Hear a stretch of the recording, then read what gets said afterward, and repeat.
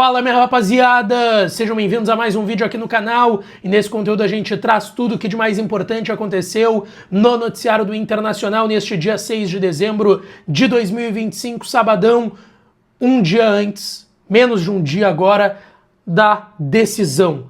Uma das maiores decisões da história do Internacional.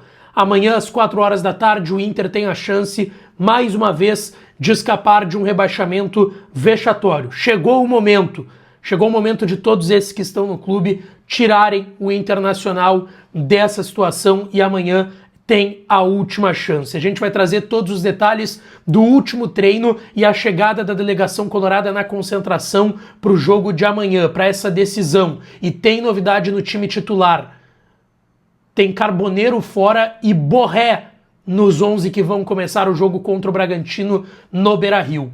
Teve pai de santo no estádio do Internacional tentando ajudar nas últimas horas. A gente vai falar também sobre Eduardo Sacha, ex-jogador do Inter formado pela base colorada, que falou sobre os pedidos que ele vem recebendo da torcida colorada.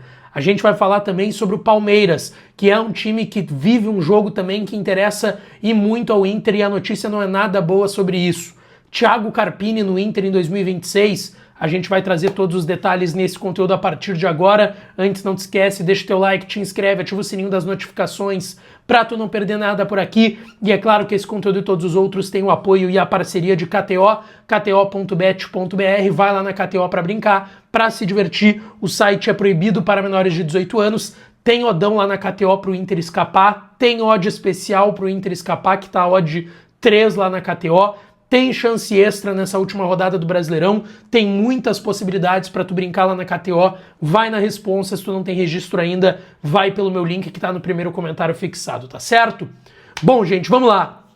O Inter finalizou a preparação para o jogo de amanhã, 4 horas da tarde contra o Red Bull Bragantino no estádio Beira-Rio. Expectativa muito grande, é a grande oportunidade desses caras que vêm fazendo um 2025 terrível, tirarem o Inter de um possível segundo rebaixamento na sua história. Então o jogo de amanhã é muito decisivo, é o jogo da vida, é um dos maiores jogos de tamanha importância da história do Internacional, e para isso o Inter vai precisar fazer a sua parte, vai precisar vencer o Red Bull Bragantino, torcer por 2 de 3 resultados paralelos, que o Fortaleza não vença o Botafogo, de preferência perca, mas que não vença, que o Vitória não vença a equipe do São Paulo, e também para o Ceará, pelo menos, perder esse jogo contra o Palmeiras amanhã lá no Castelão, tá? O Inter, 18º, 41 pontos, torce então contra o Vitória. O Vitória pode empatar esse jogo ainda contra o São Paulo brigando por vaga na Libertadores. O Fortaleza pega o Botafogo também brigando por vaga direta na próxima Libertadores da América. É um jogo muito importante para o Botafogo, então o Inter concentra sua expectativa nesses jogos, além do jogo entre Ceará e Palmeiras lá no Castelão, tá? Bom, gente, em relação ao time do Inter, que hoje finalizou a preparação no CT Parque Gigante com portões fechados, e Abel Braga escalou o Inter para o jogo de amanhã sem Carboneiro, que está voltando de suspensão, mas que vai começar no banco de reservas a partida contra o Bragantino. E a grande novidade, Rafael Borré está entre os titulares para o jogo de amanhã. O Inter está praticamente encaminhado pelo Abel com, se nada mudar, Rocher no gol, Aguirre na lateral direita, Vitão e Mercado a dupla de zaga, e na lateral esquerda o Bernabei. Thiago Maia e Bruno Gomes a dupla de volantes, Alan Rodrigues, esse terceiro homem, mais à frente Alan Patrick, Vitinho e Borré. Tá? O Vitinho vai cair possivelmente pelo lado esquerdo, o Alan Rodrigues pelo lado direito, mas são 3 volantes, né? Todos eles de construção, Thiago Maia, Bruno Gomes e Alan Rodrigues. O Vitinho no time titular, o Alan Patrick, obviamente, e a grande novidade, o Borré, Carboneiro, então, no banco, tá? Vamos lá, gente, eu não sei se tinha muito além disso para fazer no time. Eu também faria essa troca, tiraria o terceiro zagueiro em relação ao jogo contra o São Paulo lá em Santos na última quarta-feira, tiraria ali o Juninho, não só pelas questões que aconteceram dentro de campo, a cobrança do Alan Rodrigues, enfim, nem tô entrando nesse mérito, mas o Inter amanhã não pode jogar com 3 zagueiros. O Inter vai ter que ir pra cima do Bragantino, vai ter que tentar buscar a vitória desde os primeiros segundos de jogo no estádio Beira-Rio. E falando em estádio Beira-Rio, tá, já são mais de 25 mil confirmados, tá, mais de 25 mil ingressos vendidos, a expectativa do Inter é de 35 mil, o Inter fez muitas campanhas, as mesmas promoções que estavam rolando para os jogos no Beira-Rio nas últimas partidas também estão valendo para o jogo de amanhã, e vamos ver se, quem sabe, bate esses 35 mil ou supera. Vai ser uma tarde de calor e sol, o tempo tá bom em Porto Alegre, além de que é o último jogo do ano, o último jogo no Beira-Rio no ano, e a grande oportunidade do Inter sair dessa situação, tá? Deixa eu falar aqui sobre um outro episódio que aconteceu no Beira-Rio hoje no final da tarde, tá? Mas antes, lembrando para tu te inscrever aqui no canal, é de graça, é só apertar o botãozinho do inscrever-se. Se tu não é inscrito ainda, aperta nele que é de graça, não paga nada e tu dá uma força enorme pra gente seguir com os conteúdos. Se tu tá me vendo na TV agora, tu consegue te inscrever na TV, tá? É só apertar o botãozinho do inscrever-se que aparece ali no YouTube, na tua televisão também, celular, notebook, iPad, só te inscrever aqui no canal. Gente, hoje o pessoal da Rádio Inferno flagrou um pai de santo tentando entrar no Beira-Rio. Daqueles episódios que só acontecem com o Inter e principalmente quando a situação não é boa, né? Um pai de santo tentando entrar no Beira-Rio para fazer ali, enfim, dentro do que é a sua religião, uma espécie de ajuda religiosa para o Internacional nesse jogo de amanhã. Toda a galera que tem sua religião, seja catolicismo, enfim, outras religiões, se apega no que dá para tentar, pelo menos dentro da sua fé aí, que tenha o Inter amanhã um bom dia e que dê tudo certo.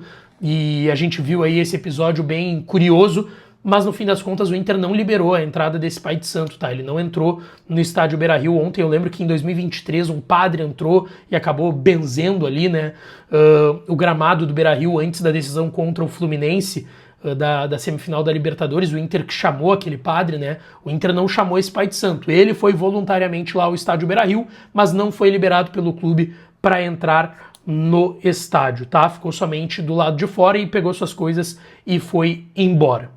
Outra situação que eu quero falar aqui com vocês, tá? Eduardo Sacha, jogador formado pelo Internacional, que vai muito bem, obrigado, no Red Bull Bragantino, um jogador que, olha, vou te dizer que eu gostaria de ver de novo no Internacional. Ele era muito novo, muitas vezes pegaram no pé do Sacha, mas se tornou um jogador, assim, muito útil para grandes clubes do Brasil. Não sei como até hoje tá no Red Bull Bragantino, passou antes pelo Santos, pelo Galo e agora tá no Bragantino. E ele é um jogador que é gaúcho desde os 9 anos na base do Inter, depois foi fazer a sua carreira aí, como eu disse, no Santos, no Atlético, agora no Red Bull Bragantino.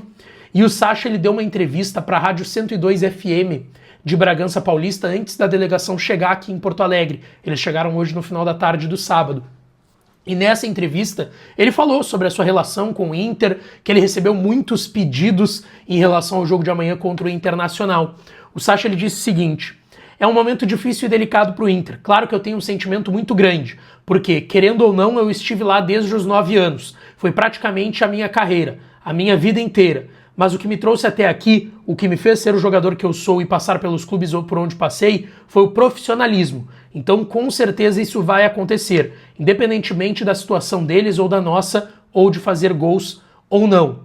Depois ele disse ainda e completou: vou entrar em campo porque hoje defendo essa camisa e tenho que honrá-la. Como eu falei, é triste pelo momento que eles vivem, mas faz parte do futebol. No ano passado, por exemplo, a gente estava nessa situação e tenho certeza de que ninguém pensou na gente. Agora vamos entrar para buscar a vitória, como em qualquer outro jogo, porque também temos nossos objetivos na competição. O Sacha está no Bragantino, que hoje briga ainda por aquela 8ª vaga que, se o Fluminense e o Cruzeiro vencerem a Copa do Brasil, abre para mais um time ir para a Libertadores.